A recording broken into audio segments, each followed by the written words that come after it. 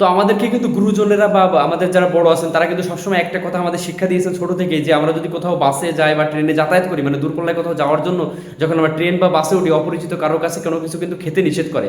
অর্থাৎ অপরিচিত কেউ কোনো কিছু দিলে সেটা খাবেন না, এটা কিন্তু আমাদের নিষেধ করে, আমরা মেনে চলি। তো বর্তমান সোশ্যাল মিডিয়ার যুগে আমাদের এরকমটা হয়েছে, আমাদের সাথে এই কথাটাও যুক্ত করা উচিত, কোনো ভেরিফাইড কোনো পেজ থেকে কিংবা অথেন্টিক কোনো সূত্র থেকে যদি কোনো তথ্য শেয়ার করা না হয় তাহলে কিন্তু সেগুলো বিশ্বাস করবেন না।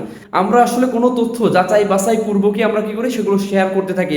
আসলে সত্যতা কতটুকু এটুকু আমরা যাচাই করি না, একটা তথ্য পেলেই হর হামেশা আমরা শেয়ার দিতে থাকি। এই রিসেন্টলি দুইটা ঘটনা আমরা জানি, মাস কয়েক আগে উত্তরের এক দম্পতির উপর ছিনতাইকারীদের যে আক্রমণের একটা ভিডিও ভাইরাল হয়েছিল।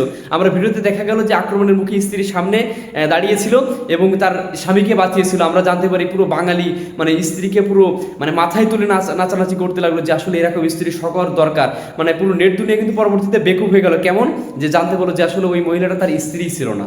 তাহলে কি হলো, আমরা প্রথম অবস্থায় প্রথম তথ্যটা শেয়ার করে আমরা একেবারে রীতিমতো মানে আবেগে গা গা ভাসিয়ে দিলাম, তথ্য যাচাই বাছাই পূর্বক আমরা শেয়ার করলাম, পরবর্তীতে যখন সত্যটা জানতে পারলাম রীতিমতো বেকুব বনে গেলাম। এই কারণে আমরা বলতেছি যে সোশ্যাল মিডিয়াতে কোনো কিছু শেয়ার করার আগে কোনো তথ্য সঠিক কিনা এটা যাচাই বাছাই না করে কেউ কোনো কিছু ছড়িয়ে দিবেন না, শেয়ার করবেন না।